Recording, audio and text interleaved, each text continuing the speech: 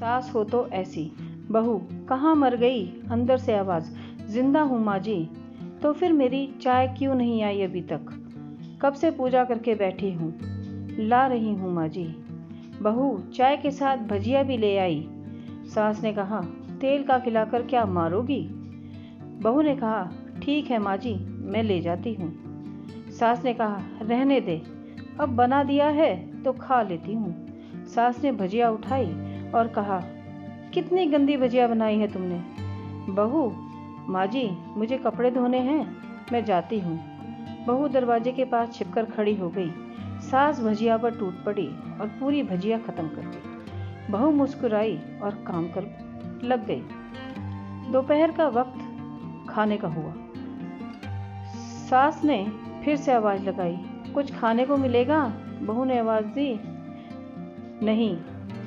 सास फिर चिल्लाई, भूखे मारोगी क्या? बहू आई, सामने खिचड़ी रख दी। सास गुस्से से, ये क्या है? मुझे इसे नहीं खाना, इसे ले जाओ। बहू ने कहा, आपको डॉक्टर ने दिन में खिचड़ी खाने को कहा है, खाना तो पड़ेगा ही। सास मुंह बनाते हुए बोली, हाँ, तू मेरी माँ बन जा। बहू फिर मुस्कुराई और चली गई। आज इनके घर पूजा थी। बहू सुबह 4 बजे से उठ गई।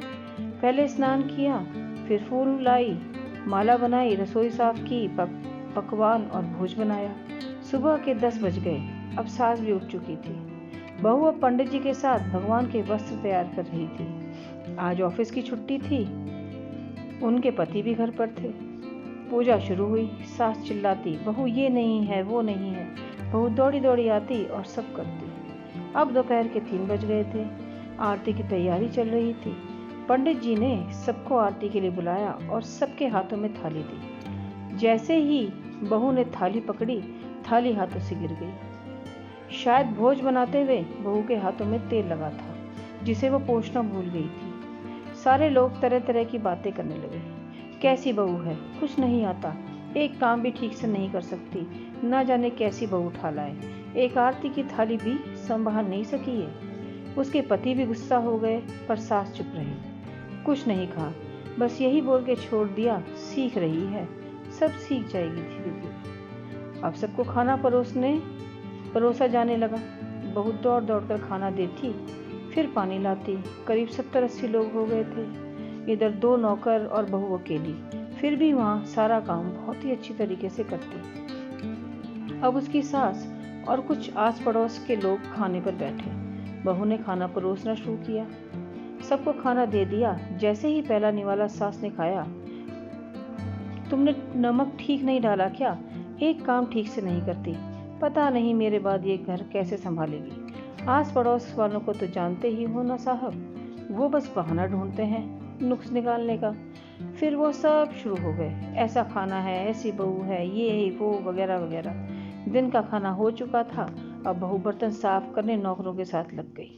रात में जगराते का कार्यक्रम रखा गया था। बहू ने भी 1-2 गीत गाने के लिए स्टेज पर चढ़ी। सास जोर से चिल्लाई, मेरी नाक मत कटा देना, गाना नहीं आता तो मत गा, वापस आ जा। बहू मुस्कुराई और गाने लगी। सबने उसके गाने की तारीफ की, पर सास मुंह फुलाते हुए बोली, इससे अच्छा तो मैं गाती थी जवानी में, तुझे तो कुछ भी नहीं आता। बहू मुस्कुराई और चली गई। अब रात का खाना खिलाया जा रहा था। उसके पति के ऑफिस के दोस्त साइड में ही ड्रिंक करने लगे। उसका पति चिल्लाता, थोड़ा बर्फ लाओ, तो सास चिल्लाती, यहाँ दाल नहीं है। फिर चिल्लाता, कोल्ड ड्रिंक नहीं है, पापड़ ले आओ। इधर उधर आखिर में उसके पति की शराब गिर पड़ी। उसके दोस्त पर एक बोतल टूट गई। पति गुस्से में 2 झापड़ अपनी पत्नी को लगाते हुए कहा, जाहिल कहीं की, देख कर नहीं कर सकती, तुझे तो इतना काम भी नहीं आता। सारे लोग देखने लगे। उसकी पत्नी रोते हुए कमरे की तरफ दौड़ी। फिर उसके दोस्तों ने कहा, क्या यार, पूरा मूड खराब कर दिया, यहाँ नहीं बुलाया होता, हम कहीं और पार्टी कर लेते। कैसी अनपढ़ गंवार बीवी ला रखी है तूने, उसे तो मेहमानों की इज्जत और काम करना तक नहीं आता, तुमने तो हमारी बेइज्जती कर दी। अब आस पड़ोस की औरतों को और बहाना मिल गया। वो कहने लगी, देखो क्या कर दिया तुम्हारी बहू ने, कोई काम की नहीं है। मैं तो कहती हूँ अपने बेटे की दूसरी शादी करा दो, छुटकारा पाओ इस गंवार से। सास उठी और अपने बेटे के पास जाकर उसे थप्पड़ मारा और कहा, अरे नालायक, तुमने मेरी बहू को मारा, तेरी हिम्मत कैसे हुई, तेरी टांग तोड़ दूंगी। उसके बेटे के दोस्त कुछ कहने ही वाले थे कि उसकी माँ ने उन्हें घूरते हुए कहा, चुप, बिल्कुल चुप, यहाँ दारू पीने आए हो, जबकि पता है आज पूजा है और तुम्हें पार्टी करनी है। कैसे संस्कार दिए हैं तुम्हारे माता पिता ने, और किसने मेरी बहू को जाहिल बोला? जरा इधर आओ, चप्पल से मारूंगी अगर मेरी बहू को किसी ने शब्द भी कहा तो। अरे पापी, तूने उस लड़की को बस इसलिए मारा कि तेरी शराब टूट गई? पापी, वो बच्ची सुबह 4 बजे से उठी है, घर का सारा काम कर रही है, ना सुबह से नाश्ता किया, ना दिन का खाना खाया, फिर भी हंसते हुए, सबकी बातें सुनते हुए, ताने सुनते हुए घर के काम में लगी रही। तेरे यार दोस्तों की वो अच्छी नहीं लगी? जूते से मारूंगी तेरे दोस्तों को, जो भी कभी उन्होंने ऐसा कहा। उसके यार दोस्त चुपके से खिसक लिए। अब सास बहू के कमरे में गई और बहू का हाथ पकड़कर बाहर लाई। सबके सामने कहने लगी, किसने कहा था अपनी बहू को घर से निकाल के दूसरी बहू ले आना? जरा सामने आओ। कोई सामने नहीं आया। फिर सास ने कहा, तुम जानते भी क्या हो इस लड़की के बारे में? ये मेरी माँ भी है, बेटी भी। माँ इसलिए मुझे गलत काम करने पर डांटती है और बेटी इसलिए कभी कभी मेरे दिल की भावनाएं समझ जाती है। मेरी दिन रात सेवा करती है, मेरे 1000 ताने सुनती है, पर एक शब्द भी गलत नहीं कहती, ना सामने ना पीठ पीछे। और तुम कहते हो दूसरी बहू ले आऊं? याद है ना छुटकी की दादी, अपनी बहू की करतूत? सास ने गुस्से में पड़ोस की महिला से कहा, अभी पिछले हफ्ते ही तुम्हें मियाँ बीवी को भूखे छोड़कर घूमने चले गए थे। मेरी इस बहू ने 7 दिनों तक तुम्हारे घर पर खाना पानी, यहाँ तक कि तुम्हारे पैर दबाने भी जाती थी, और तुम इसे जाहिल बोलती हो? जाहिल तो तुम सब हो, जो कोयले और हीरे में फर्क नहीं जानते। अगर आइंदा मेरी बहू के बारे में किसी ने एक लफ्ज़ भी बोला तो मुझसे बुरा कोई नहीं होगा, क्योंकि मेरी बहू नहीं, मेरी बेटी है। बहू सिसकियाँ लेते हुए फिर कमरे में चली गई। सास ने एक प्लेट उठाई और भोजन परोसा और खुद बहू के कमरे में लेकर गई। सास को भोजन लाते हुए देख बहू ने कहा, अरे माँ जी, आप क्या कर रही हो, मैं खुद ले आती।